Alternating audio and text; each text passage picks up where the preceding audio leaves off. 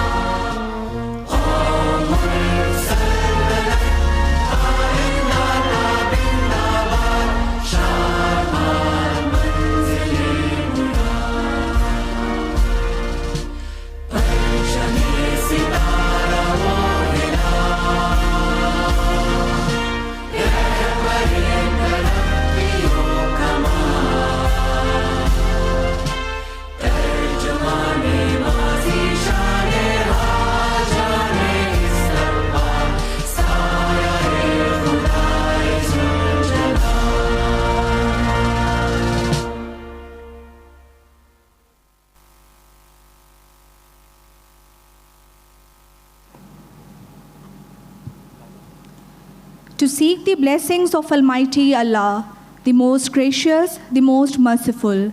Let's start the proceedings of the event with the recitation of a few verses from the Holy Quran, followed by Durood-e-Pak. أعوذ بالله من الشيطان الرجيم بسم الله الرحمن الرحيم هو الذي سخر البحر لتأكلوا منه لحما طريا وتستخرجوا منه حلية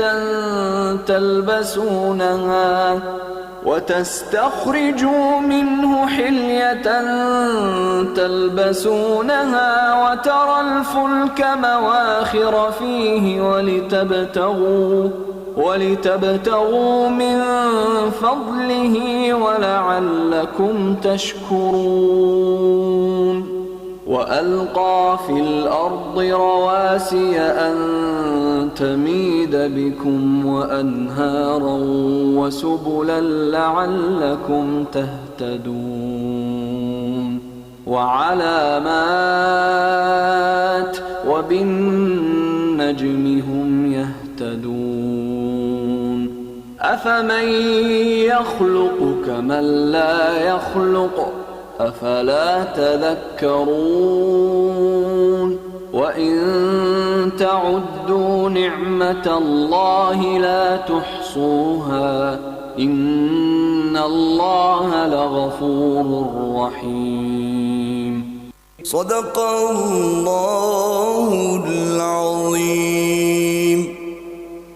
اللهم صل على محمد وعلى آل محمد كما صليت على إبراهيم وعلى آل إبراهيم إنك حميد مجيد. اللهم بارك على محمد وعلى آل محمد كما باركت على إبراهيم وعلى آل إبراهيم إنك حميد مجيد. Ladies and gentlemen, Assalamu alaikum and a very good morning. It is indeed a privilege to welcome you all to this significant event. I, Umama Shah, And I, Sadia Idris, researchers at National Institute of Maritime Affairs. Honorable Minister, General and Flag Officers, distinguished guests, esteemed speakers, and participants. It is my profound honor to welcome you to 11th International Maritime Conference 2025. May I now request the Honorable Chief Guest to formally declare the 11th International Maritime Conference open.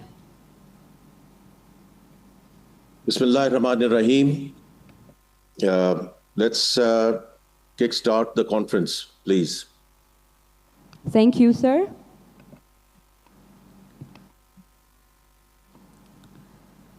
To formally proceed the conference, we have the honor of inviting Rear Admiral Javaid Iqbal, Hilale Imtiaz Military, President-designate NIMA, to deliver the welcome address.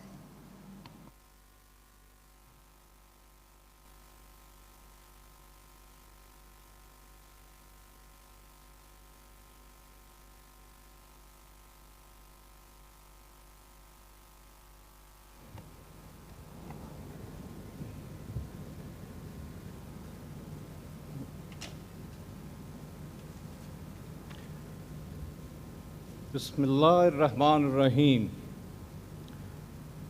Honorable Senator Muhammad 𝐷𝐸𝐺𝐻, Federal Minister of Finance and Revenue, distinguished guests, excellencies, ladies and gentlemen, Assalamu alaikum and a very good morning. On behalf of the Ministry of Maritime Affairs, Pakistan Navy and National Institute of Maritime Affairs, I warmly welcome you all to the International Maritime Conference being held under the ambit of 𝐈𝐧𝐿.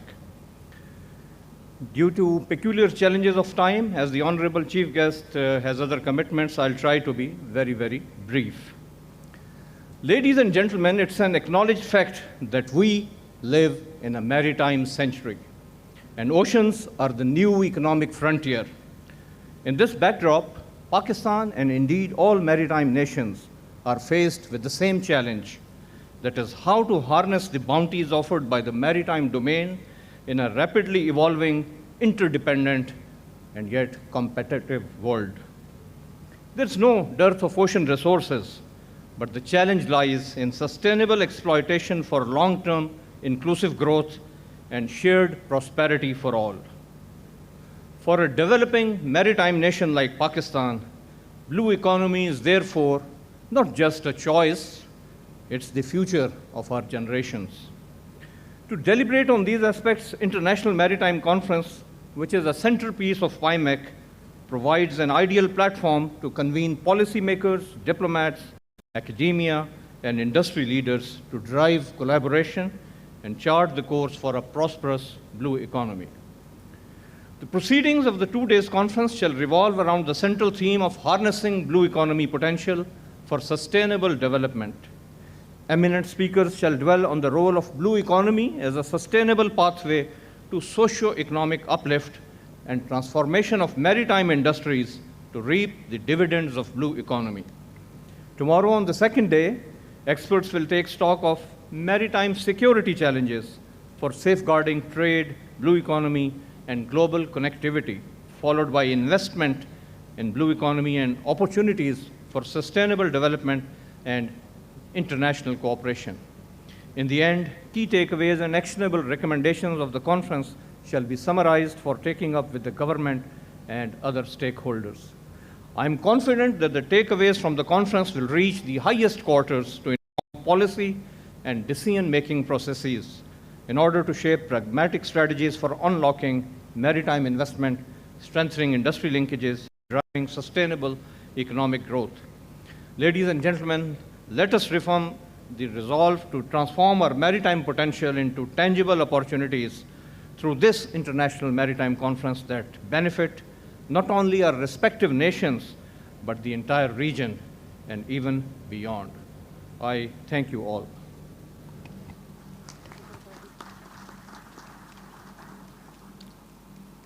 Thank you, sir, for your inspiring words.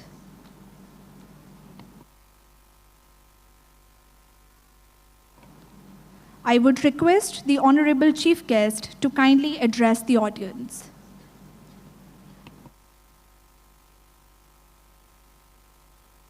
Thank you.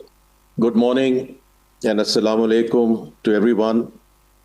It's a great pleasure to join this conference virtually. My sincere apologies that I could not be there in person on account of certain commitments here in Islamabad this morning. I would like to add my welcome to the distinguished delegates, speakers, and panelists who are going to follow through during the course of this morning. I would also like to compliment Ministry of Maritime Affairs, Pakistan Navy, and the National Institute of Maritime Affairs for organizing this world-class conference on a topic which is blue economy, which inshallah will become a game changer for Pakistan in times to come. Before I come to the blue economy, I'm just going to dwell on the situation around the overall economy for a couple of minutes.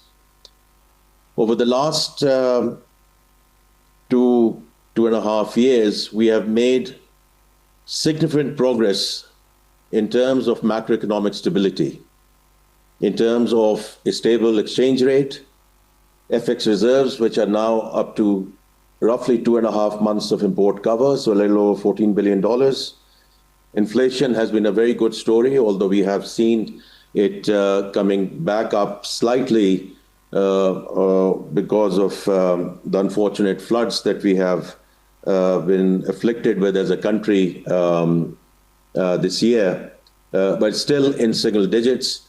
Policy rate is down on the back of the inflation story, and many other indices which I won't go into at this point in time. But the fact that we have now external validation of where we are and in terms of direction of travel as far as the overall economy is concerned, that after a hiatus of about 2.5, 3 years, we have 3 global rating agencies which are fully aligned, not only in terms of the upgrades that we have seen during the course of this year, but also their outlook, which is stable for Pakistan economy. As you know, we are in an IMF program, the second review, which happened, and on the back of that, the staff level agreement, which was announced in Washington a couple of weeks back, again points to the confidence that is being reposed in the authorities from the fund management. Now, where we are as a country, we find ourselves in a good spot at this point in time because there is confluence of factors. I mentioned macroeconomic stability, and that combined with what I would call geopolitical tailwinds. So our traditional partners who have helped us through thick and thin, through ups and downs, whether it's China, whether it's US, whether it's GCC in general, Saudi Arabia and UAE in particular, we find ourselves in that spot that we can now leverage, and we should leverage, in terms of these relationships, which have been strong for the longest time, to move from G to G discussions to trade and investment flows into the country.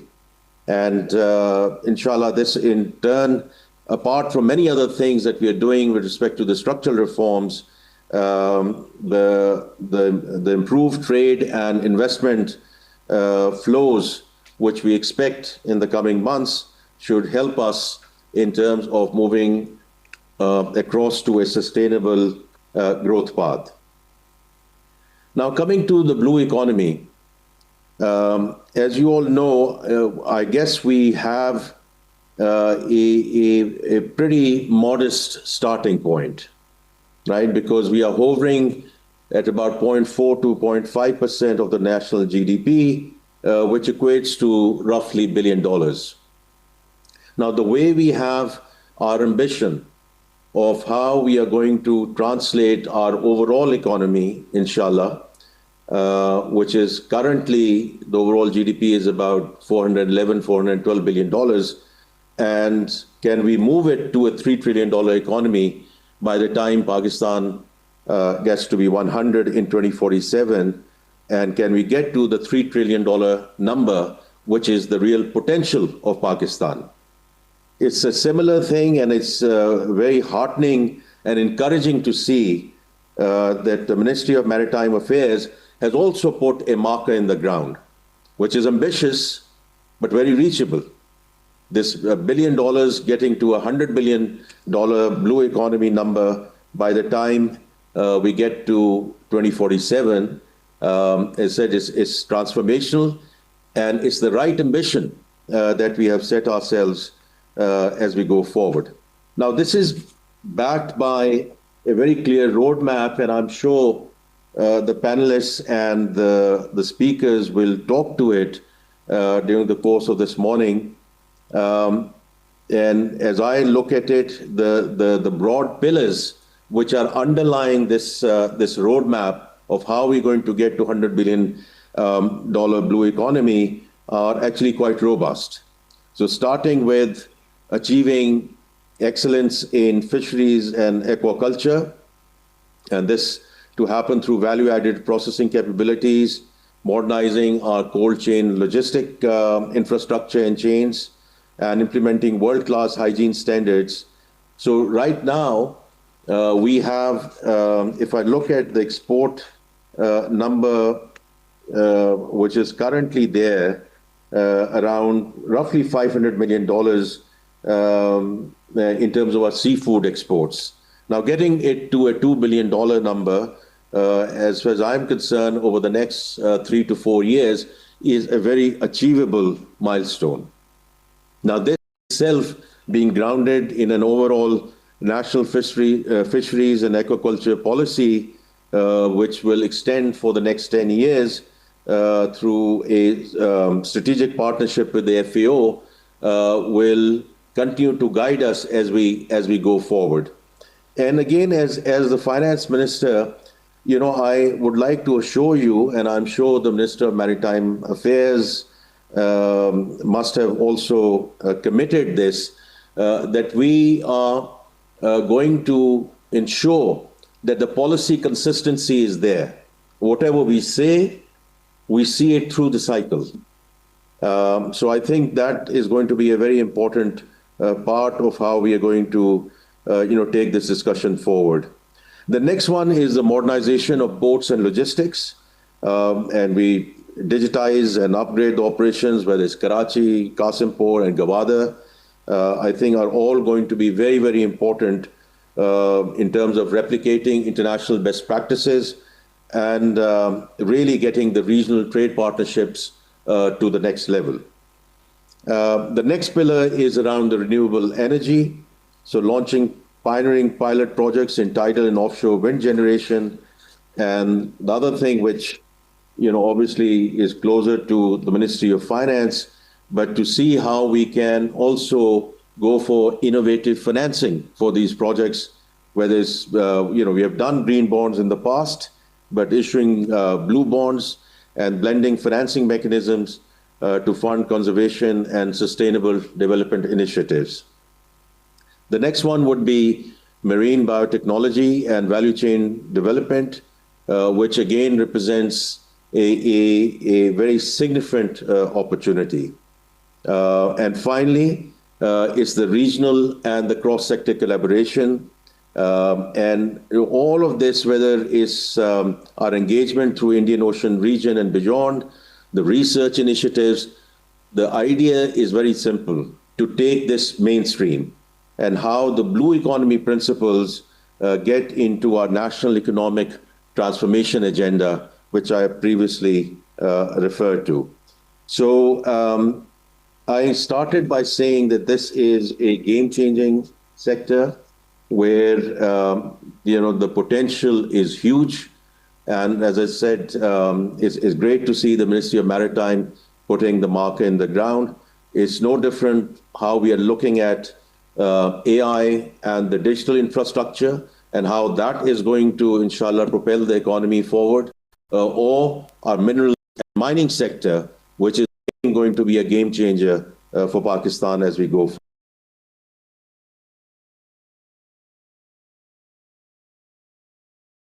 And constructive discussion during the course of today, and look forward to receiving the feedback at the end of the conference. Once again, I'm very grateful to the organizers for inviting me to this very important maritime conference, and I wish everyone well over the course of next 2 days.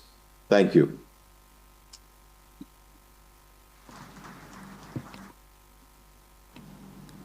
Thank you, sir. This year's conference is centered on the vital theme, Harnessing Blue Economy Potential for Sustainable Development. Ladies and gentlemen, before we start the session, let me show the program of the conference.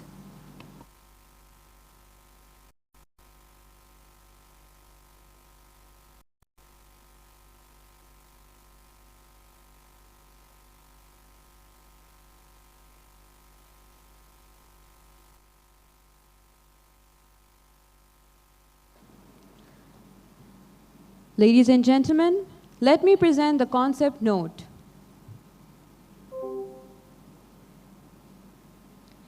The evolving maritime environment is being driven by economic priorities and regional competition. Long-term global prosperity is intrinsically linked to sustainable exploitation of marine resources within a secure and regulated environment. Over time, population growth has not only strained terrestrial reserves, but has also burdened vast oceanic domains through unchecked and diversified exploitation.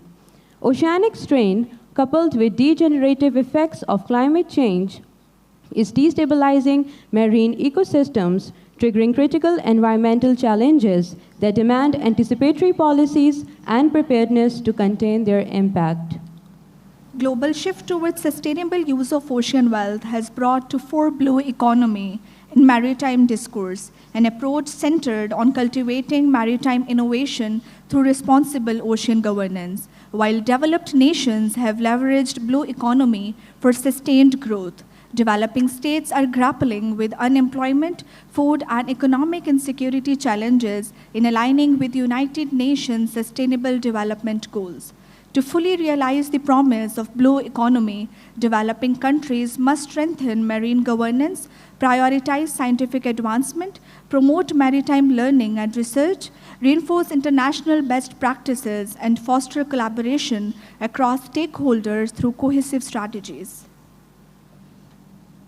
Untapping Pakistan's maritime potential requires adoption of international best practices, strengthening regulatory frameworks, and fostering collaboration across stakeholders. Areas such as marine biotechnology, smart port infrastructure, sustainable aquaculture, green shipping, international ship recycling standards, and offshore significant economic prospects. Strengthening blue economy offers a path to economic diversification, food security, job creation, and reduced dependency on land-based sectors. In this context, the International Maritime Conference, organized under the banner of Pakistan International Maritime Expo and Conference, will serve as a forum to examine the unique constraints facing developing nations, particularly Pakistan, in adopting blue economy protocols. The discourse will focus on crafting action-centric, forward-looking strategies and identifying innovative pathways to unhinge the economic potential in the maritime domain.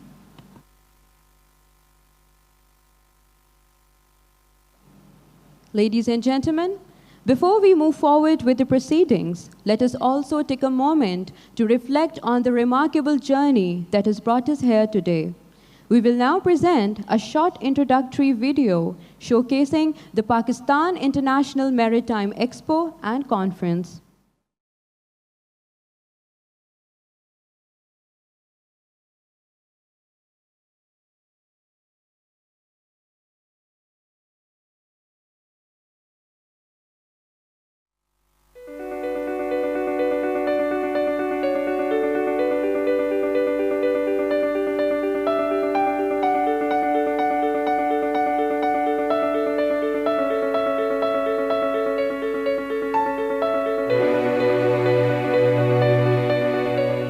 Since ancient times, oceans have been the invisible threads weaving human progress.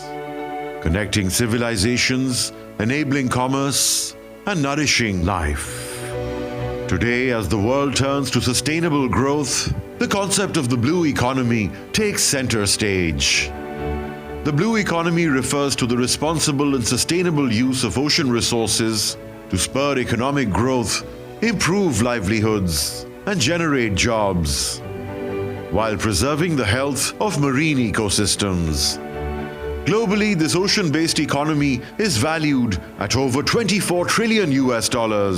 Yet, less than 600 billion is being actively harnessed.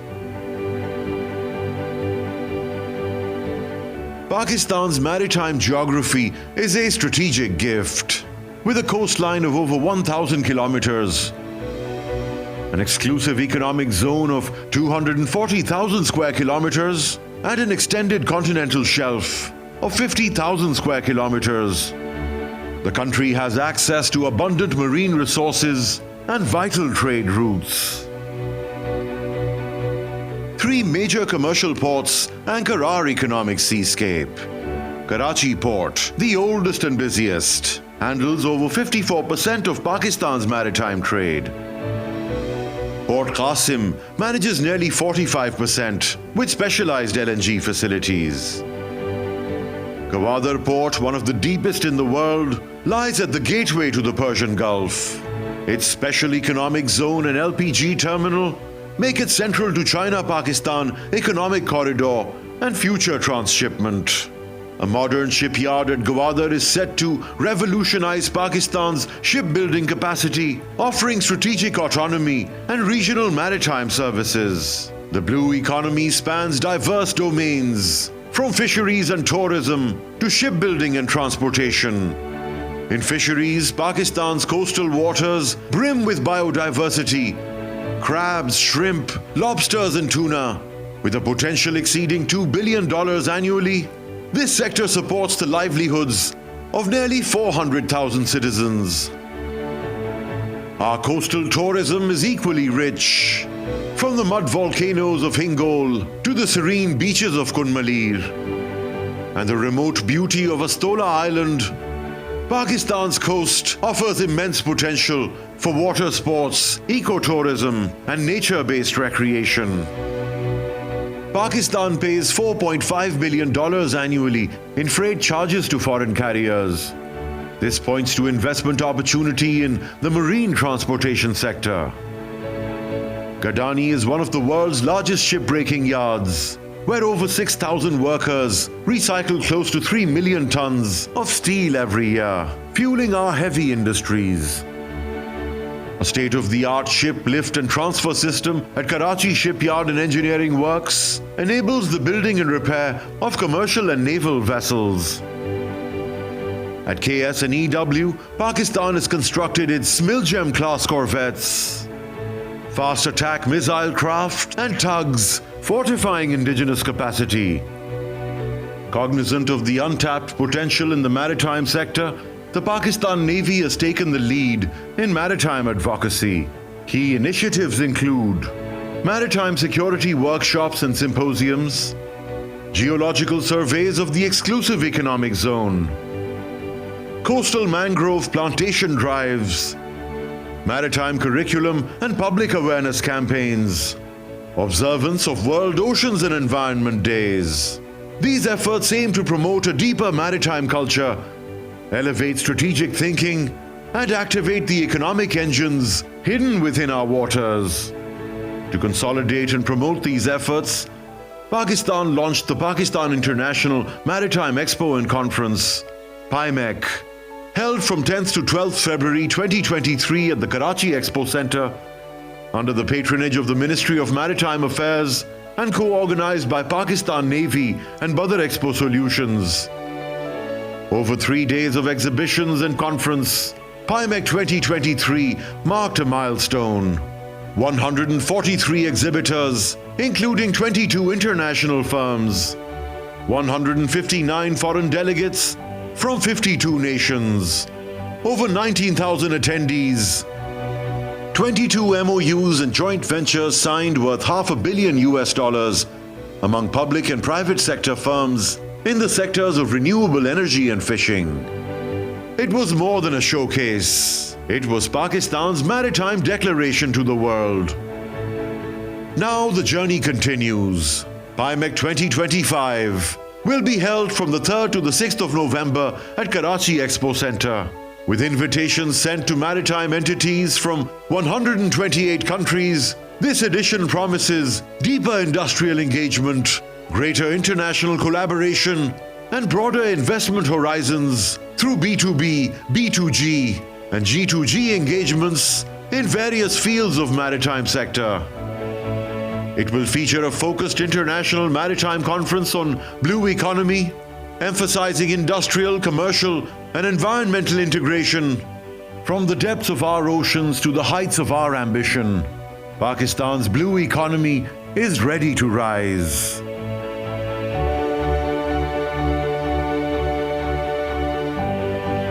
𝐈𝐧𝐭𝐞 2025. Navigating today, investing in tomorrow.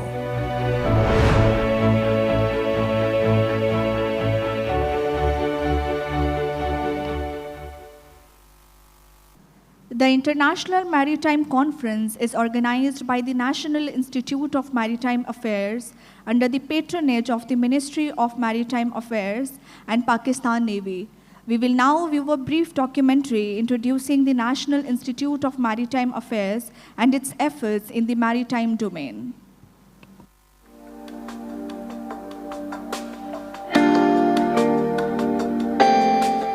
To exclusively focus on maritime affairs, a think tank was established in 2006 under the Prime Minister's directives as the Institute of Maritime Affairs.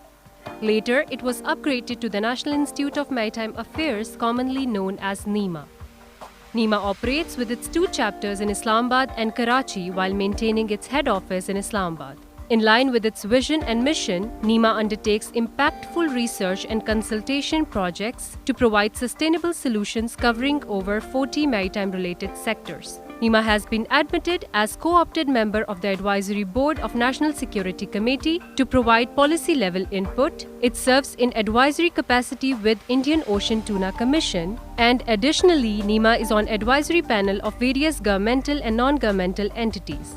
NIMA collaborates closely with federal and provincial governments, including maritime stakeholders like the National Security Division, Naval Headquarters, Pakistan Naval War College, various ministries, universities, think tank and international institutes. NIMA's quality product include policy-level input, research reports, consultancy, advocacy, networking and outreach, and capacity building.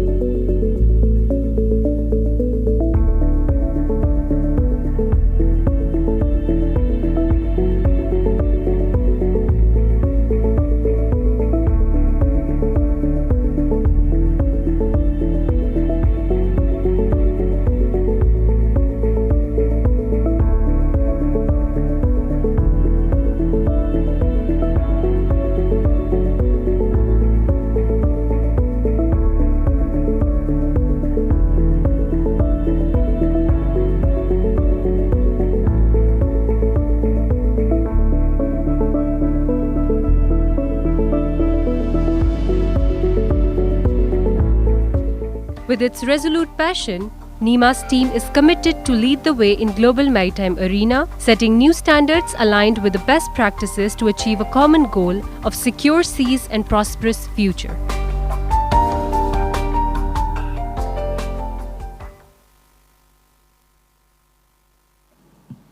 Ladies and gentlemen, Session 1 explores the theme of Blue Economy, a sustainable pathway to socio-economic uplift.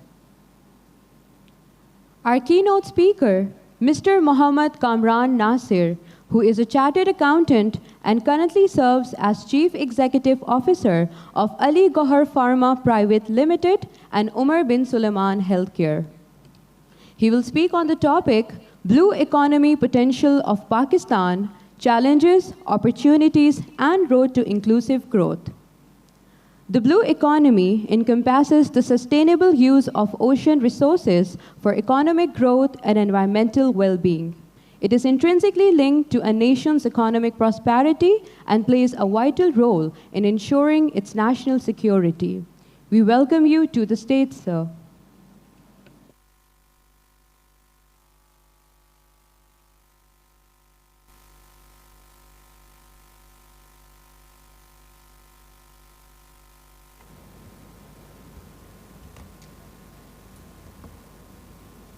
Bismillahir-Rahmanir-Rahim.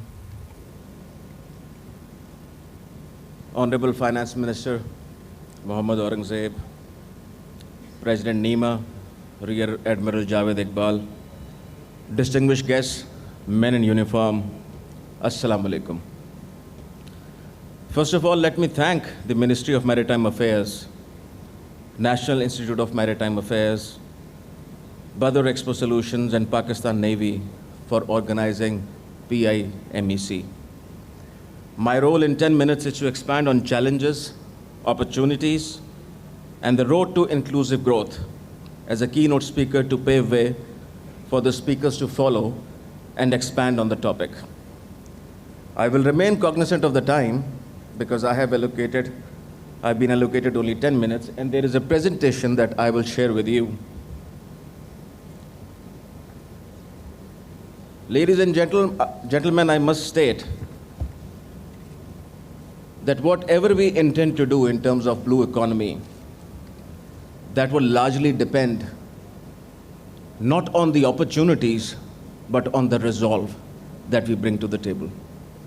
And when you talk of resolve, I, as a civilian and as a Pakistani, would like to salute the men in uniform on what we have achieved on Markai-Haq. Global blue economy, scale and momentum. This is very important to understand that if you take blue economy, it represents the 7th largest economy by GDP value, which is larger than most national economies. Currently, what you see is that it is $1.5 trillion globally, and it, with its existing growth rate, can be $5.2 trillion by 2034. It is responsible for creating more than 350 million jobs and currently offers 2.5% of global GDP. These are the top blue economies of the world. When you see Singapore, it is 7% of GDP, and 3% of the employment is coming from blue economy. When it comes to China, it is 7.8% of GDP comes from blue economy. India, 4.1%, UAE, 7%, Vietnam, 18.8%, Thailand, 30%, Maldives, more than 36%, and Norway, over 30%. And the key success drivers, you can see, these are deep water ports, logistics, shipping services, marine biotech, offshore renewables, and to add to it, it also includes tourism, the coastal tourism that Pakistan needs. Next slide, please. Pakistan's current outlook.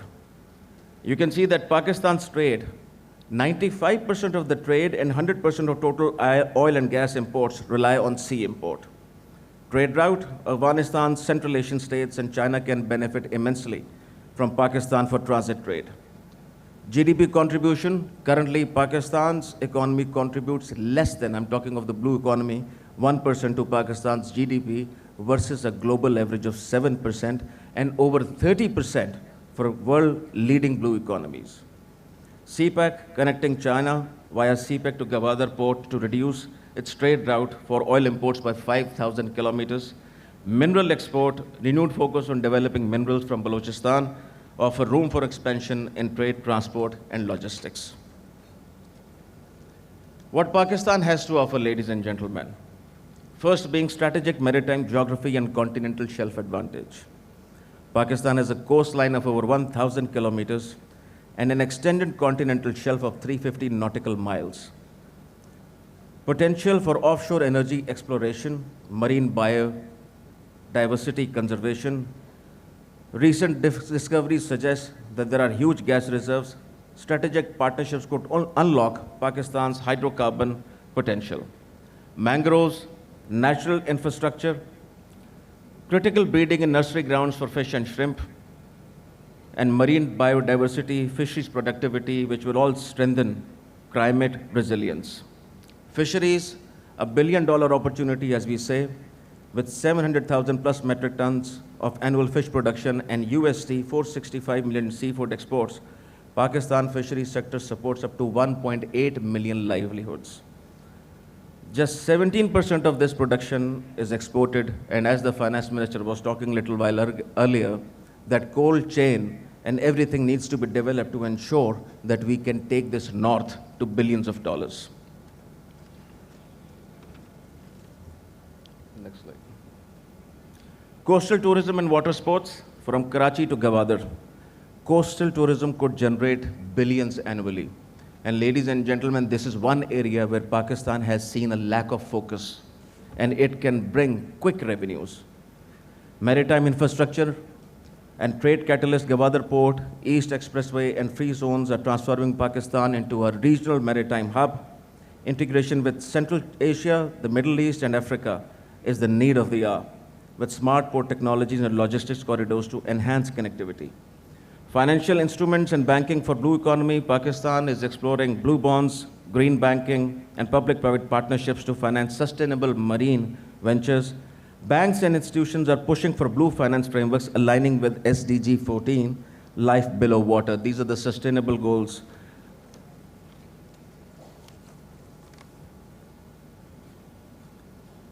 Challenges to unlocking Pakistan's blue economy. Over-resilience on traditional sectors. When I say over-resilience, we often talk about that textile is the only area where Pakistan has been pushing for so long. And if we have been pushing for so long, low-hanging fruit lies in developing blue economy. Not just blue economy, there are many other sectors, ladies and gentlemen, where Pakistan can see a quick rise in terms of exports, which includes pharmaceutical, tourism, and a lot other areas that I'm glad to see such places where things are being talked about and policy framing will happen from here to lead our way. Infrastructure deficiencies, which we are addressing. We have been having these conferences, how to reap benefits of developing these infrastructures and removing these deficiencies. Access to finance and investment gaps, this remains a key. If you see internationally, if you see the Shenzhen port, the Hong Kong port, if you see Singapore, if you see many such countries, the way their banking institutions have come up and facilitated these investments, they have yielded outstanding results. Policy fragmentation and regulatory gaps has always been our biggest challenge. Ladies and gentlemen, few things which needs to improve. Top of the ladder would be security. The second would be policy framework. Consistency in terms of policy framing and continuing with it for long is the only way in which we will get the results that we wish and we desire. Limited research and data availability, skills gaps and workforce readiness, environmental degradation and climate risk. You can see that pollution, mangrove loss, and rising sea levels threaten marine ecosystems and long-term sustainability. Lack of global benchmarking and learning. Pakistan has yet to fully learn from success stories like Norway, Indonesia, or Mauritius, where integrated blue economy models have driven growth. Upgradation of the port facilities and national fleet.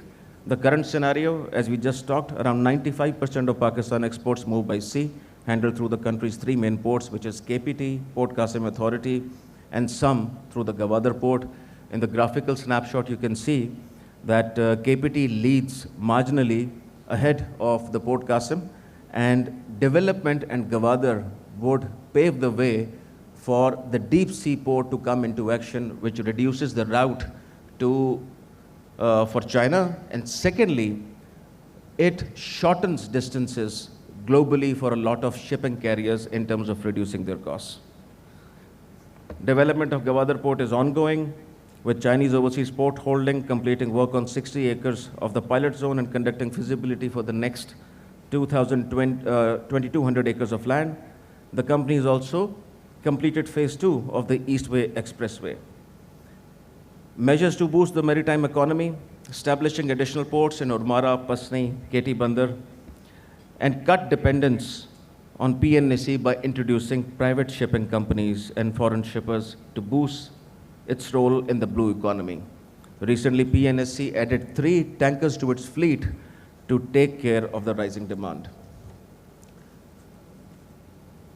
Next slide.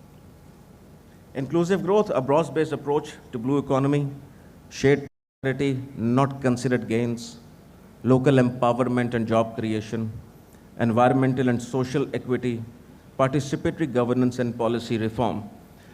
Ladies and gentlemen, this all will ensure that the trickle-down effect goes to the small-scale fishers, women and youth, rather than being limited to few large players on urban centers. Creation of jobs and social equity and environment means that we have to protect our marine ecosystems like mangroves, and ensuring climate resilience for vulnerable populations is central to our inclusive development. Pakistan economy, where we are and where we can go, I think this is the most important part.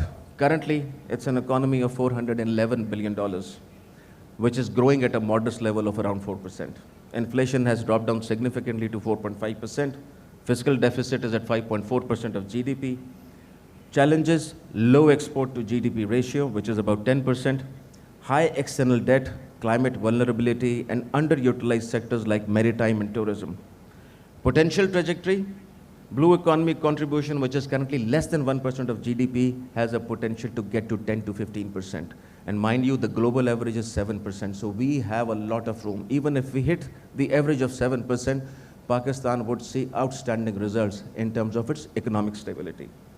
Shipping and ports could generate $8 to $10 billion annually by 2035.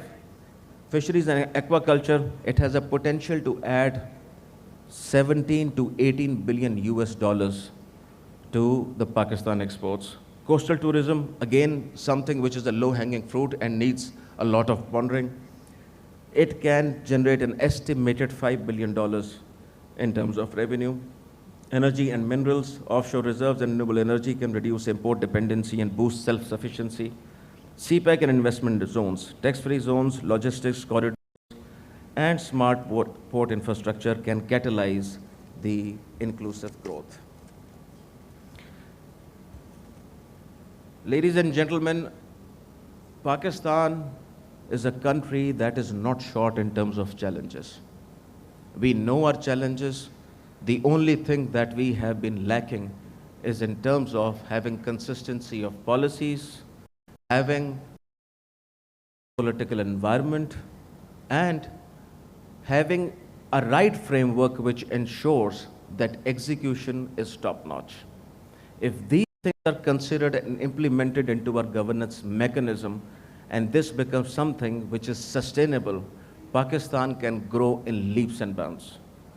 I'll just take 30 seconds to tell you that the formal sector in Pakistan's economy is reported to be around 400. As a sort of economy and what I see around, Pakistan is a $1 trillion economy and the rest is undocumented.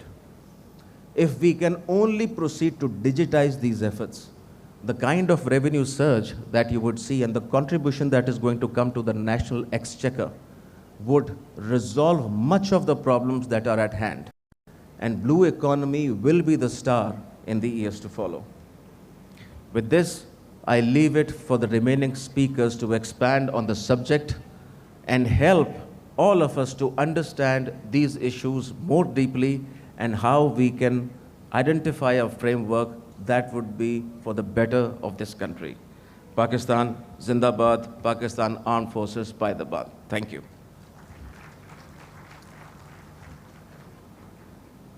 Thank you, sir, for your insightful keynote and for highlighting the strategic pathways through which developing nations can unlock the true potential of the blue economy.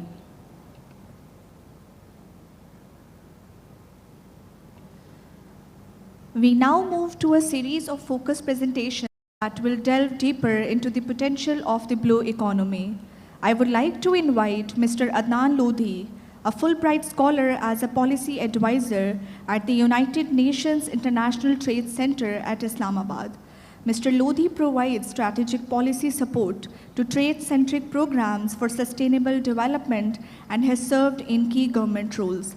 Our first speaker will present on the topic, Mobilizing Finance for Blue Economy, Strategies, Risk Management, and Incentive Frameworks. Ladies and gentlemen, please welcome him to the stage.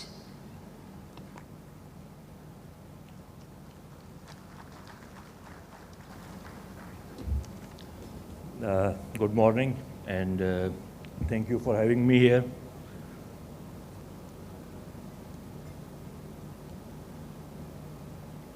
So I would be very brief, and I would be focused more on the finance sector. So to start with, the first and foremost is the importance of blue economy. So how can we judge and do the proper mathematical arithmetic analysis of its importance? So we have to first look the size of our GDP. The formal size of our GDP is around 400 and 420 billion US dollars. But if we add up informal, it goes up to like 600 or 700 billion US dollars. For now, the blue economy is contributing probably less than 1% of it. Can we go up? Yes, for sure. Do we have to do something extraordinary for it? I don't think so, because a lot of regional countries which are broadly in line with our development trajectory, like in South Asia, they are extracting like 3 to 7% of their economy from blue economy, which means that the potential, even without going extraordinary, is around 30 billion US dollars, which means a 30 times growth in the next 5, 6, 7 years. So which means that we have the potential to take it to $30 billion in a very short span of time. Also, the main concern for any government is three things for Pakistan when they manage economy. One is obviously exports, because we are always running a lot of trade deficit. The second is how we can manage imports. So either we can improve our exports or reduce our imports. The third is obviously when it comes to blue economy, it is always the element of food security. We must also note that we are a growing country with a lot of population, 250 million already. So not only export and import, we also have to look in terms of food security as well. The second thing is the old growth model. The old growth model of Pakistan is very simple. Whenever our economy grows more than 3 to 3.5%, we face a traditional problem for the last 25 years, and which is our trade deficit increases, our current account deficit increases, our foreign exchange reserves go down, and we end up being at the doors of IMF. This has been happening for the last 25 years. So one thing is for sure, that the old growth model is not working, and we definitely need some new sparks. And for new sparks, I think there are three potential things which can provide us a sustainable growth model. One could be the remittances, the second could be the information technology, and the third, which we very less talk, is the blue economy. These are the three potential pillars where we can go ahead and give the spark to the economy, because 3 or 4% growth will not take us to many places. So what we need is an additional and sustainable 1 to 2% of economic growth, which I personally think is very much possible if we focus on blue economy, remittances, and information technology. And obviously, this conference shows that we are taking it seriously, but history of Pakistan policy tells that we focus sometimes with the policy, with the frameworks, with the incentives. The only thing that really works sustainably is that when we focus with finance. That is the key thing. As a Pakistani citizen, if we go to like Punjab and Islamabad, we see a lot of infrastructure work is being done there, a lot of underpasses, a lot of flyovers. So means that infrastructure is the focus, but it is definitely backed by the financial will.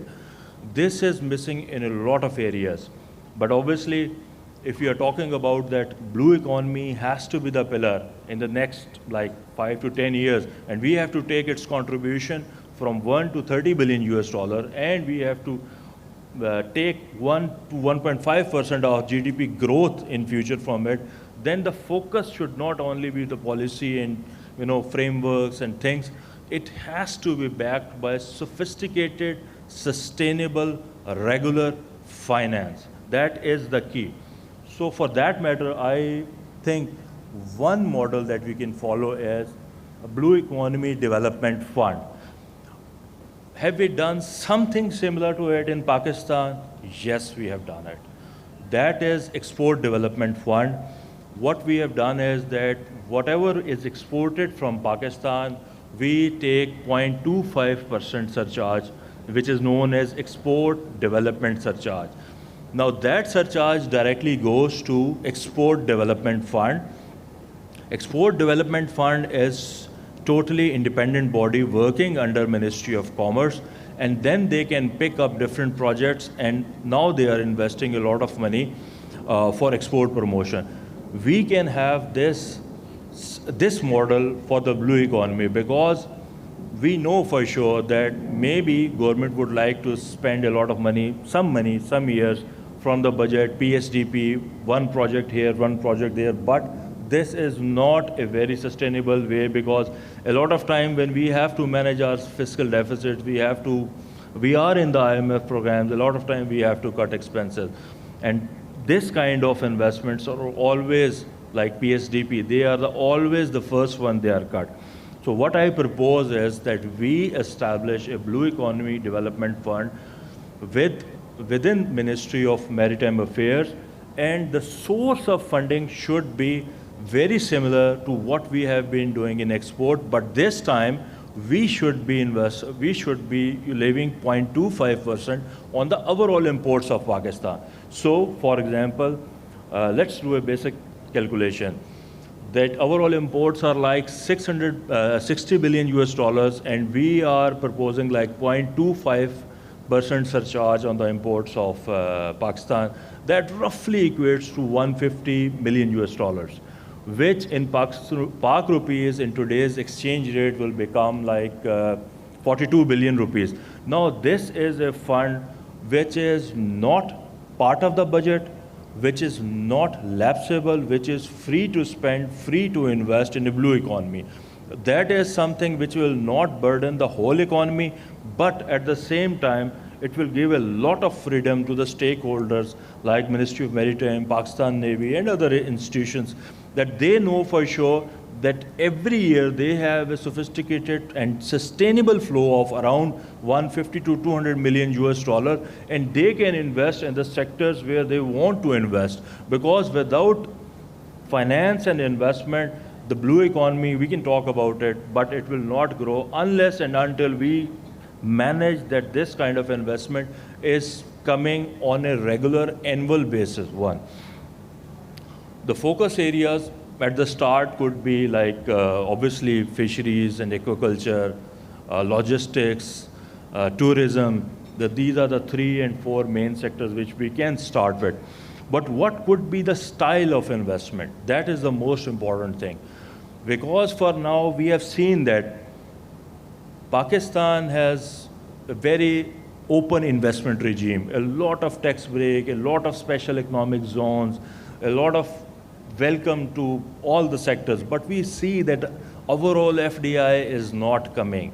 The overall FDI is always in between 1 billion US dollars, which means that theoretical frameworks won't work unless first and foremost some kind of investment would go from the public sector. That is where this fund would come. There can be 3 main areas where the 3 main types where this fund can be utilized. The first would be the infrastructure, where major investment could be made from this fund. 2, this fund can also provide a lot of bank guarantees to a lot of projects. That's also important because in a lot of new domains, our traditional banking sector is very cautious. They are not willing to provide the credit flows. The credit flows is very easy to go to textile and apparel sector, leather sector, rice sectors, but in these areas which are very new to the banking and financial sector, the credit flow is not there. So a lot of bank guarantees to different projects would go a long way. And the third and most important thing for this fund would be to pick interest rate from the projects. Let the investor go to the bank, prepare a bankable, feasible commercial project. Let the bank decide, okay, we want to finance, this comes under the umbrella of blue economy, and that is where this fund comes and can either go subsidizing the interest rate, but at the start, in an ideal situation, it should be picking that interest rate. Because in this way, we are going to mobilize a lot of finance. When any investor knows that, okay, I'm going to invest like 1 billion rupees, the interest rate would be picked by this fund. So that means that the feasibility, profitability, and sustainability suddenly becomes a lot more easy for them. So that is something that we can do. If this fund is ring-fenced, independent, separate from the budget, and is in a position to invest in different projects and mobilize domestic investment at the start. You know, mobilizing the domestic investment is the key to start this. And once it is done in the next 2 to 3 years, I'm very sure that a lot of foreign finance only comes when a lot of domestic investors are making money. So this is something that which we have to do. Otherwise, I personally think without managing sustainable finance and investment in this sector, we are probably not going to see a lot of robust growth that we are planning, where we want to take this sector as one of the most important pillars of our economy, which helps us with economic growth, which helps us with employment, which helps with food security, and obviously diversifying our economy into something where we are more sovereign and more secure in our economic outputs. That's most important. So probably the financing point, sustainable financing, is something that we should be thinking about it. Thank you so much.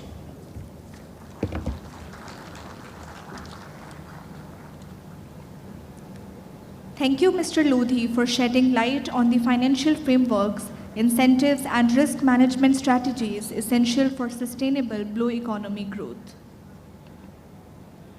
Ladies and gentlemen, I would like to invite Dr. Hassan Daud Bhatt, who is a Senior Associate Professor at Bahria University and has also served as Senior Advisor for China Energy Engineering Corporation.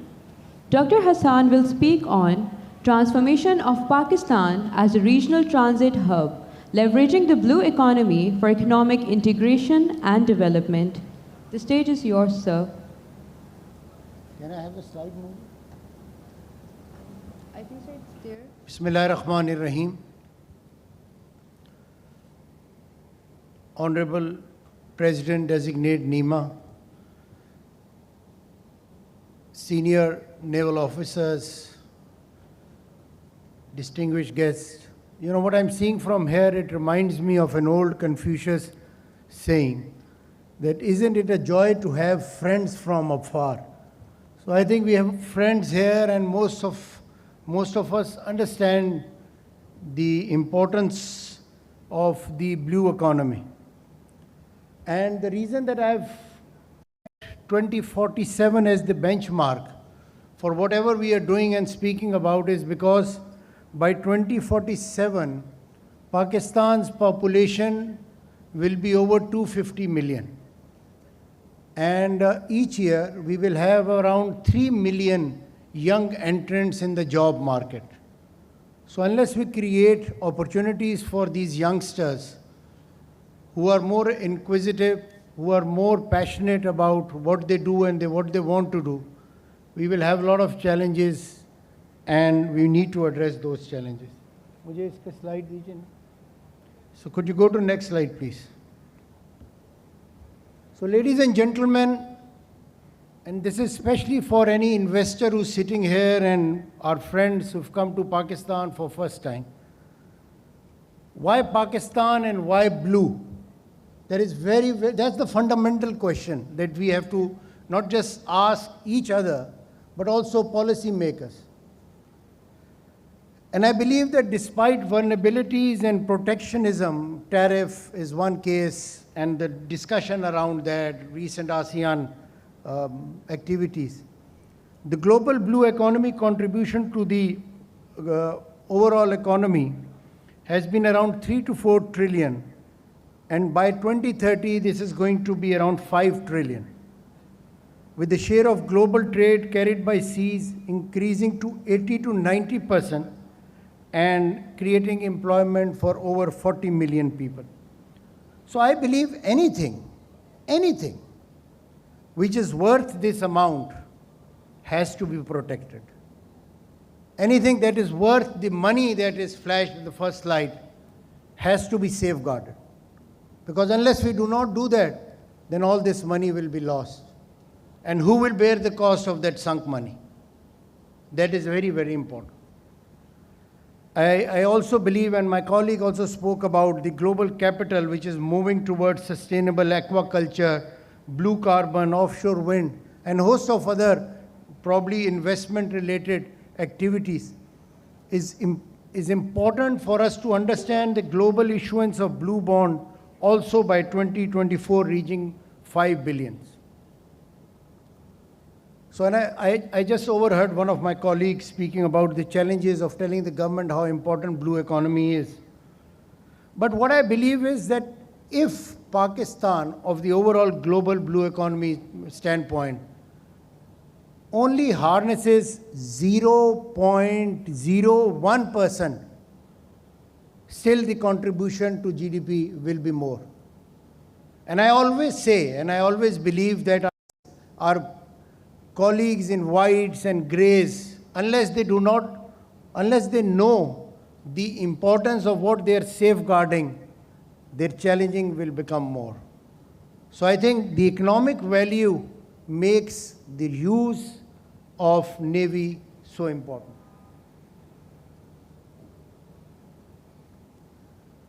And also, for Pakistan, we are at a crossroad. CPEC Phase 2 is about to start, which will speak about technology, which will speak about more R&D and more collaboration between academia. And also Pakistan right now, ladies and gentlemen, is taking a whole of government approach through SIFC to address these challenges. We have challenges around that, and of course, in a fragmented global order, I believe oceans unite where borders divide. And this is the fundamental importance of oceans and what we protect. The global economy, as I said, is driving it all. And if you're sitting here, and if you hold your breath for 30 seconds, you would realize the importance of the oxygen that our oceans are making.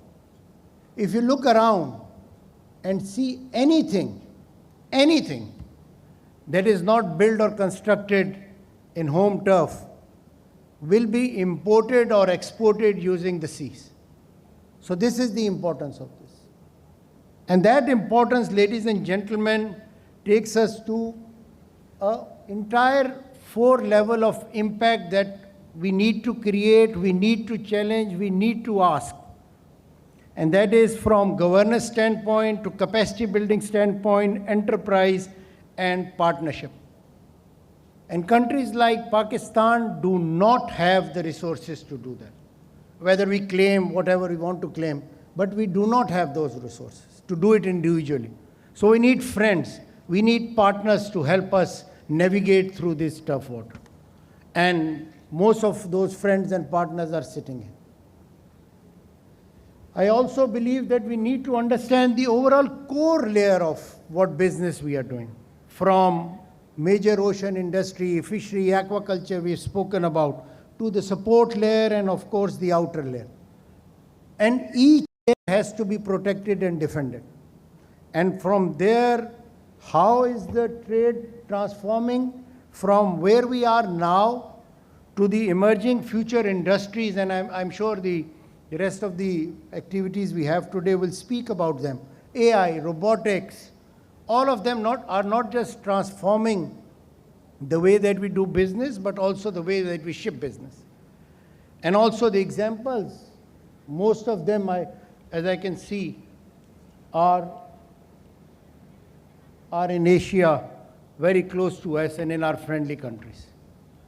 I also believe, ladies and gentlemen, that we need to leverage the financing part and understand how this is going to impact in the entire spectrum of integrated coastal management. And each pillar, each pie offers great opportunity for investment. And that opportunity can be transformed into having financing mechanisms. Since my colleague has already spoken about it, I just like to highlight, governments across the world do not have money to carry out mega projects. Perhaps only China and some other neighboring countries from ASEAN. But otherwise, we need public-private partnership. Otherwise, we need novelty in how we attract money, because the public sector development fund are not helping. They are not enough to actually take us to where we want to be. And therefore, we need to understand the system, the transformation that is going to happen. And that transformation from artificial intelligence, robotics, blockchain, the supply chain transparency, data security are immensely important. And all of us need to understand that and perhaps invest in that sector, individually and also collectively through. So how is Asia integrating? And how is Asia transforming to what we are saying in terms of the potential it has? We have island states. We have countries with large coastline like Pakistan, over 1,000 kilometers. And all we have to do is synergize our effort, save each other's money, contribute. And now it's not about cooperation, it's about collaboration. And that collaboration, ladies and gentlemen, has to happen in priorities. Achievements are there: China, Indonesia, Vietnam, Singapore, Malaysia, Thailand. And if we do not learn from our friends, we will learn from our history. So that's very, very important. And therefore, we need to also look at what is happening in the region in terms of the maritime Silk Route, which is providing great opportunity in terms of the cooperation in trade, energy, geopolitical influence, port development, culture, and Gwadar is a case in point. And I've been in 2 Belt and Road Initiative forums, and Gwadar was projected as a best case scenario. Whether some of us understand it or like it, I'm not sure. And therefore, it is actually working towards an Asia's integration. And this integration, ladies and gentlemen, is moving towards an economy which is so important for Pakistan to understand. This sets the stage for Pakistan because where we are, because what we do. And Tim Marshall in his book has mentioned any country with great geography, which is God's gift, regional connectivity, and great human resource like we have, has the potential to be amongst top 30 economies of the world. And they have actually placed Pakistan by 2050 in that.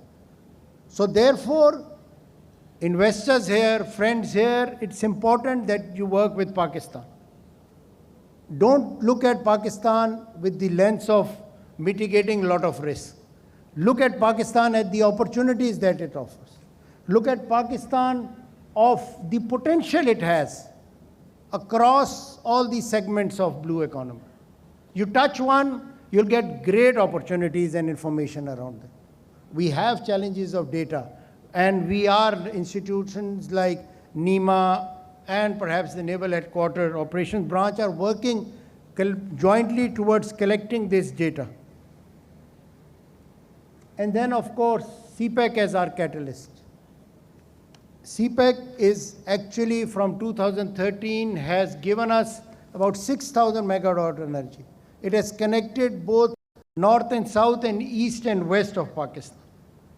And in 2013, when CPEC was being conceived, I always tell my friends that the 1+5 coastal development model was projected. It is there in all the documents of 2017, and perhaps you can look at that and make your case for tourism. And I believe tourism, energy, mining are sectors where we can attract by having and creating enabling environment. And then, of course, Gwadar. And for those of you who do not understand Gwadar, I would request, please, there's an open source Gwadar long-term plan which tells you the short-term, the mid-term, and the long-term plans for Gwadar and how it will be developed from each in a sector standpoint. And each of this has enabling documents helping us and all of you to understand how Gwadar is important. Why China has put public money in Gwadar airport? Why is the government of Pakistan putting so much money of connecting Gwadar port and hinterland connectivity? Because it offers us so much of potential. It offers us so much of promise, and based on that, we are also connecting through CAREC. CAREC 5, CAREC 6. This is all that we are doing, and based on what we have, I would like to go to my last 3 slides, looking at the opportunities we have, the strength we have, and the challenges we have. And if you put data into this, put money into this, still the strengths and the opportunities are far more than the challenges. Security, yes, but we're going there. And of course, the opportunity through regional integration. So my framework for all our colleagues would be measure, manage, invest, and monitor. Anyone, any institution working on this can work on this framework. And how would this framework work? Will be around 3 pillars, from regional governance and institutional cooperation to regenerative economic transformation through bonds and funds, and of course the ecosystem. You guys will have to create that ecosystem together. PIMEC, more PIMECs, NIMA, Navy, and of course all the oceanography. All these institutions have to work together for creating the inclusive regional integration approach. Whether it's security, whether it's climate change, anything will have its cross-border impact. So we work together to address that, create economic balances around our countries and regions. And therefore, from areas where we need to adapt to areas where we need to mitigate are all there, the plans are there. All we have to do is sit together in forums like this, contribute in each other's economy, do joint ventures. Where you are stronger, come and help us. Where we know a little, we will come and contribute. It's a global world, whether there is protectionism or not. There will be no boundaries very soon. Human resource will move back and forth. And of course, my favorite, and for all the naval officers, the academians working, please work on one maritime special economic zone. Just one. Around the coastline, pick a place and just have one. It will contribute more than all the numbers that have been given here. We need one big size, 1,000-acre maritime special economic zone. Why? Because the green economy sustains the world today, the blue economy protects the future. So let us not repeat at sea the mistakes that we have made on land. Thank you very much.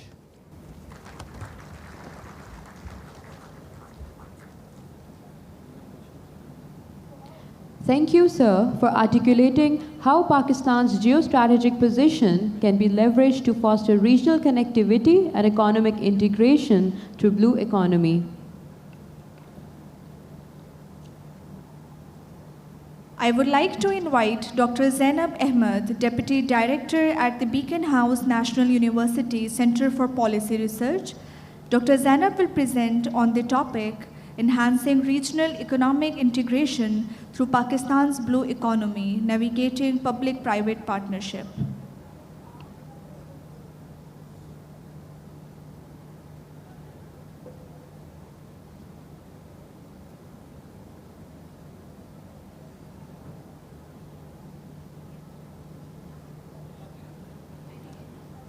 Ladies and gentlemen, Dr. Zainab Ahmed.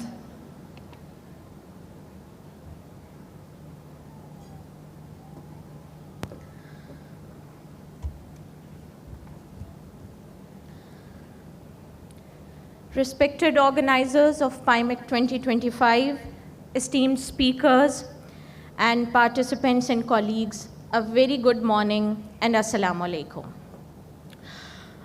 What I'm going to talk about is something which I understand as student of politics and IR. I do not have this forte to interpret the numbers, but I will try my best to present a situation of the global politics in which we are trying to navigate blue economy, and especially for a country like Pakistan. What actually encouraged me to talk about this topic was a few statistics and numbers, that almost 29% of the present global population lives within 50 kilometers of the coastlines. And currently, 10% of the population lives within 5 kilometers of the coastlines. And it is expected that the increasing number of this population in the near future will be from the lower income countries. So this is something we should pin our hopes on, and this is something we should look forward to, that why do we need to work on areas like blue economy? My two basic questions of today are that why blue economy for Pakistan, why regional integration for Pakistan, and through blue economy, and how through public-private partnership. So what I'm going to discuss is only from the perspective of politics and policy. The world we live in today is in a fluid state, transitioning due to a power shift, emergence of new power centers, an unprecedented increase in the role of periphery states in various levels of strategies and economic power scales. Exactly 8 decades ago, a world evolved with a concentrated power core in the West with new liberal order has evolved into various layers of peripheral regional orders. The global norms of liberalization, free trade, economic integration, and complex interdependence, they have transformed into a globalized world. And it has taken the economic activity to an unprecedented level where the global trade volume stands at $33 trillion US. But this activity has also generated a burden, and it has taken the global debt to $337 trillion. In particular, after 2008's financial crisis, the margin of the global governments, the margin of the nations around the world, especially the developed world, that shrank, and especially in terms of capital-intensive industries. So that was something which triggered the shift of markets, shift of economies, and more of political attention towards the developing countries, which was earlier G77 and now known as the Global South led by China. That actually caught the attention. But the world in which we are living today is caught by various crises. And according to World Economic Forum, this is known as the world of polycrisis. And I, as student of international relations, categorized 4 to 5 major polycrises, I believe, which are hindering the global growth currently. First of all, it is US-China competition amid their mutual complex interdependence. And what we are witnessing since 2017, President Trump's global trade wars with China, that it has been very, very difficult to actually decouple both economies, which has triggered varied kinds of crises in various parts of the world. The second most important thing is the regional conflicts and intra-state conflicts. Research from Peace Research Institute Oslo recorded that 59 state-based conflicts in 34 countries were recorded in 2023, which is the highest number since 1946. And other research suggests that approximately 1 in 7 people worldwide is exposed to conflict and was exposed to conflict until 2024.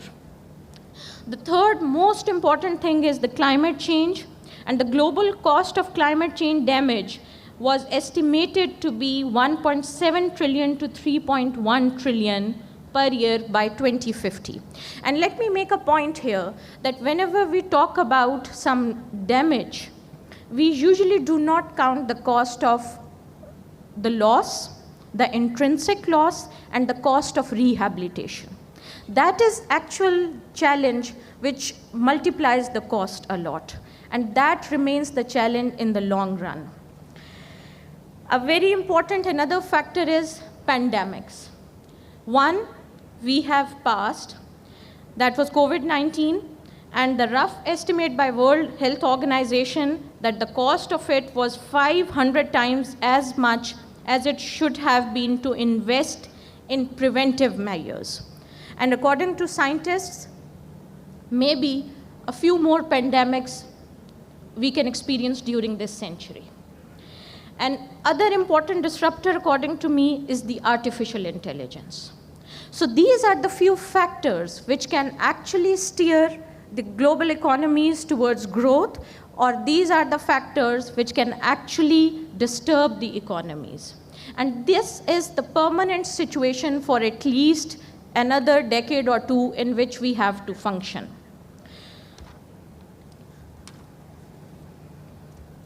In this situation, I look towards a situation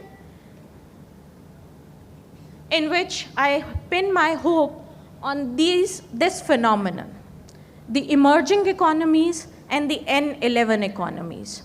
The emerging economies are the middle income to low income countries, and according to Goldman Sachs, N11 are the next 11 economies, which are middle to low income countries, but which have a lot of potential in next 1 to 2 decades to have investment potential.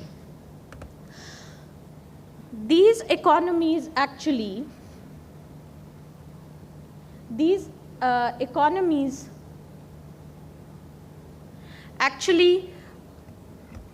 show a potential which is unprecedented. But a very important factor which they represent is multilateralism and minilateralism. Multilateralism is the emergence of new economic blocs, and the leading of 3 which I have studied for this study are BRICS, SCO, and ASEAN. Pakistan is the member of SCO. Pakistan has applied for BRICS membership, and ASEAN is not very far from us, which is a big, big success story. And let me mention here, when we talk about ASEAN and when we talk about growth through blue economy, Malaysia, Singapore, Seychelles, Thailand, these are the few success stories in ASEAN. And Pakistan has that geographical advantage where it has the potential to these blocks of multilateral politics and to act as a very important enabler of minilateral politics to behave like a middle economy, middle power. But in order to achieve that, we need to transform our foreign policy objectives to align with the strategies and objectives of a middle power, to be able to enable and to be able to achieve our growth. And we should not ambitious goals, rather we should be actually focusing on sustainable growth. And one of the important factors and one of the important strategies through which we can achieve is public-private partnership. Overall, the results of public-private partnership have not been very fruitful in Pakistan, but let me mention that most of the projects in CPEC were based on public-private partnership and build, operate, and transfer mode of public-private partnership. But amid all this global environment, there are a few factors which are required to sustain public-private partnership, and which is very much required for economies like Pakistan, which do not have that kind of capital to invest in their growth areas, in their projected growth areas, and marked growth areas. But for that purpose, we need to focus on organizational factors, procedural factors, and environmental factors, which overall actually shed light on the investment opportunities and investment environment of a country. And these had been the three major factors which actually hindered the growth of public-private partnership in Pakistan. So in my understanding, if Pakistan has to achieve something through the growth of blue economy, this mode can help Pakistan, and Pakistan can be a very important actor in steering regional economic integration. But for that, we need slight reforms in policies, and that has to come from the foreign policy objective transformation towards a middle power. Thank you very much. Thank you, Dr. Zainab, for sharing your perspective. Your address was thought-provoking and highly inspiring.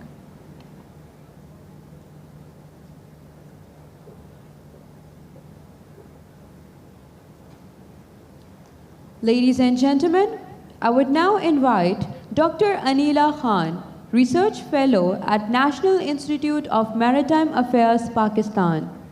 Dr. Anila will speak on the topic, Sustainable Coastal and Marine Tourism in Pakistan, Unlocking the Blue Economy Potential.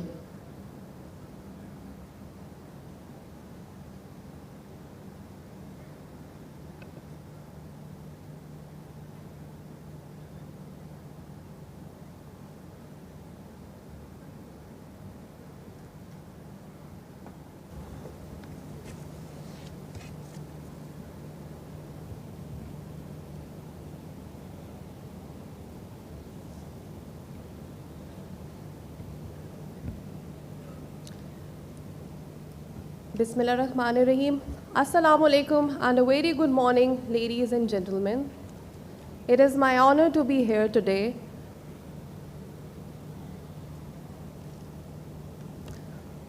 So, today I'm going to be discussing sustainable coastal and maritime tourism in Pakistan, unlocking the blue economy potential. The following are the highlights of my presentation. Maritime tourism has played an important role in the blue economy. Coastal tourism has played a transformative role in the economic development of many countries. According to the World Travel and Tourism Council, tourism contributes about 10% to the global GDP, that is about $11.1 trillion. Coastal and maritime tourism constitutes about 50% of the total tourism activities that take place.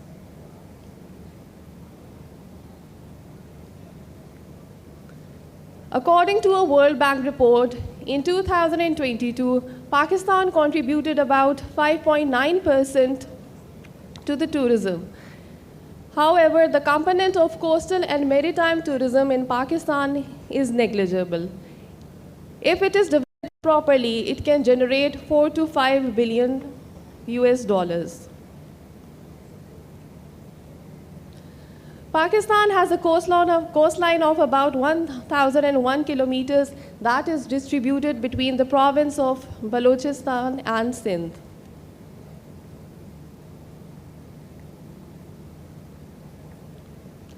Pakistan has got some beautiful, pristine beaches that includes the Somiani, Ormara, Gwadar, etc. Then Pakistan has got certain coastal wonders, which includes the Sphinx of Balochistan, the Wood volcanoes, the Princess of Hope that is formed as a result of erosion of wind and resembles a human figure. Then there are a variety of ecotourism spots such as the Churna, Astola and Miani Hor, which has also been declared as the marine protected areas. Then there is Jabu Lagoon and Haljeki Lake that has been declared as the Ramsar sites.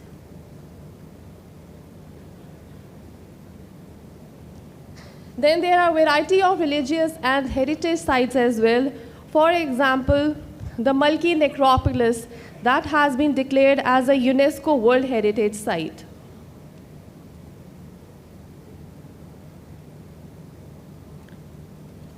Then there is the Hinglaj Mata Mandir in the Hingol area, and that can be built on the same lines as the Kartarpur.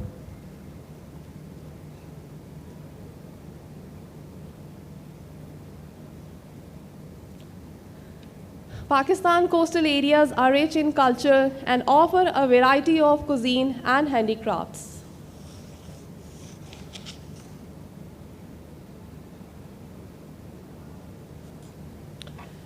So when we talk about the governance, so tourism always had been a federal subject, and it has been shifted among the various countries. The first tourism policy in Pakistan was established in 1990, and the second one was in 2000. However, after the 18th Amendment, it became a provincial subject. KP was the first province to launch its policy in 2015, followed by Punjab in 2019.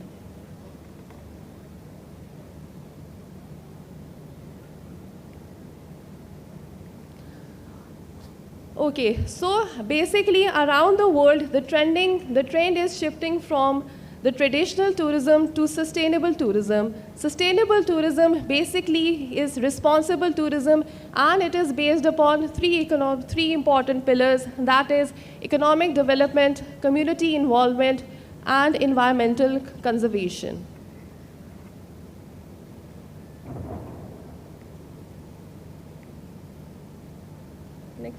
Next, please. So when we talk about sustainable tourism, it aligns with several United Nations Sustainable Development Goals.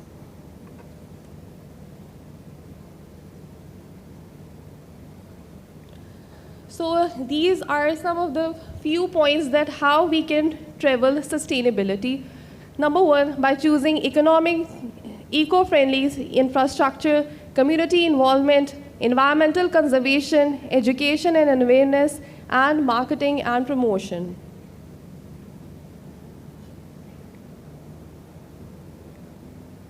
Next, please. So, sustainable coastal and tourism resorts. If we look at this figure, it's a very interesting figure in which we can see a comparison between the conventional tourism and sustainable tourism activities. This is a sustainable resort that has been built by eco-friendly construction material, efficient waste and water management system, and the utilization of renewable energy resources, for example, solar, wind, etc.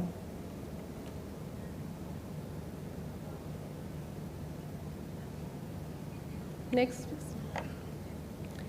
Then we have sustainable cruise lines that adopt greener technologies such as liquefied natural gas, hybrid electric engines, and onboard waste management systems. So I'll just quickly run down. These are some of the examples of eco-lodges around the world. So when we talk about the main challenges, That includes that Pakistan does not have yet a sustainable coastal and maritime tourism policy and strategy. There is a lack of clear regulatory framework and inefficient infrastructure along with security concerns.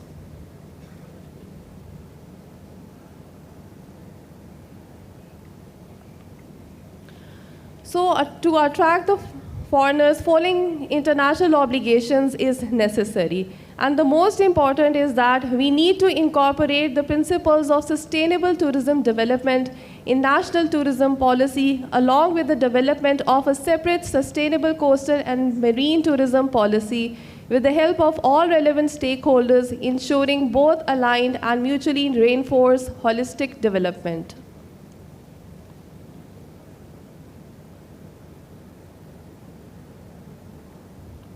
However, certain recent developments are there. For example, under Udan Pakistan, the government is focusing on developing coastal and maritime tourism in Sindh and Balochistan. In July 2025, Pakistan announced plans to start a ferry service from Gwadar to the Gulf countries. And in August 2025, Pakistan said that it is going to rectify the UNESCO 2001 Convention to protect underwater cultural heritage and become the first country in South Asia to do so.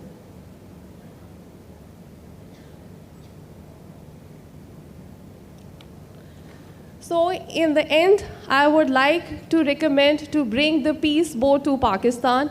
Peace Boat is basically a Japan-based international NGO that is working to promote peace and sustainability. It organizes different global voyages and shorter voyages, and they visit up to 20 different coastal countries and carry out different onboard and coastal sustainability activities.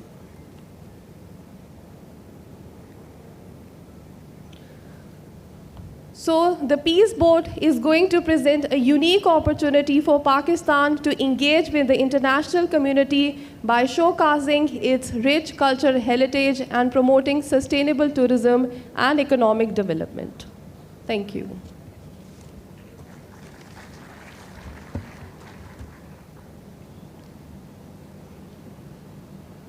Thank you, ma'am, for your valuable perspective. Ladies and gentlemen, this was the last speaker of session 1.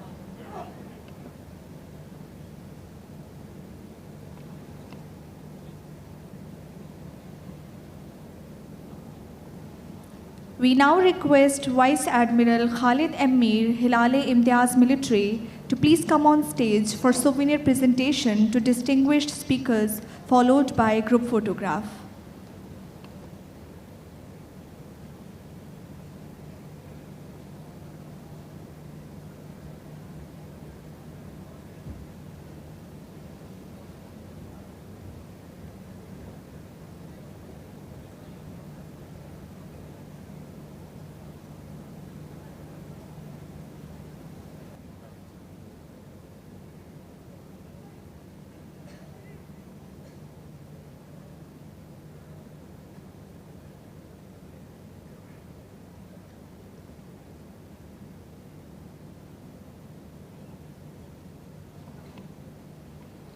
Mr. Kamran Nasir.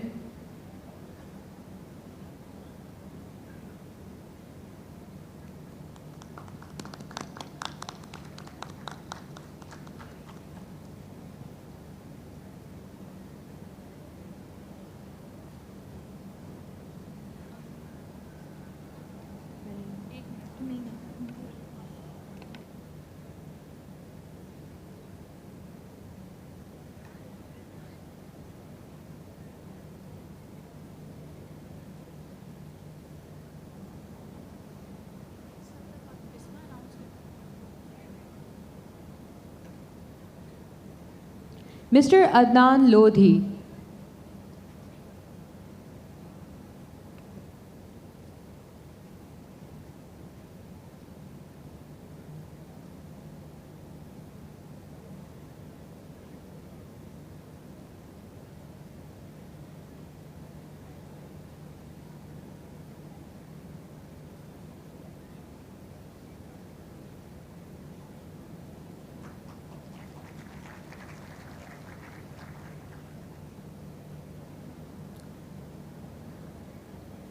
Dr. Hassan Daud Bhatt.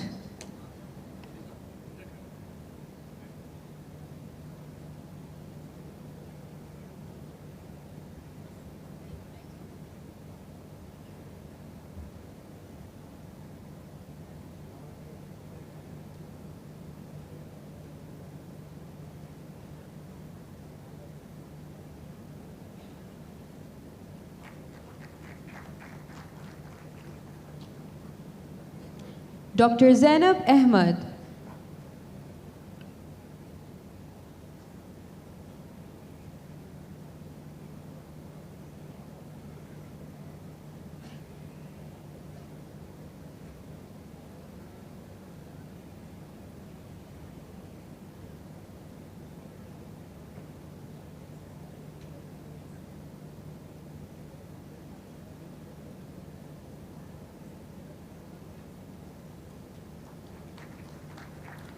Dr. Anila Khan.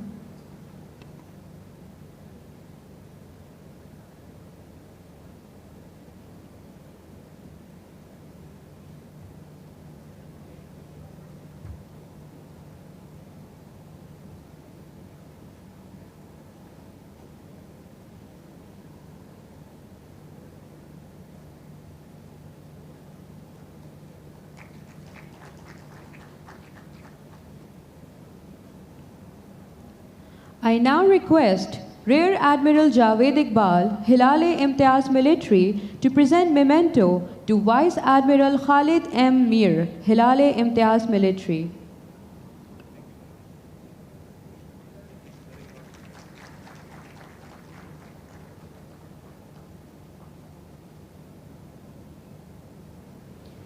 We now request our esteemed speakers to join for a group photograph.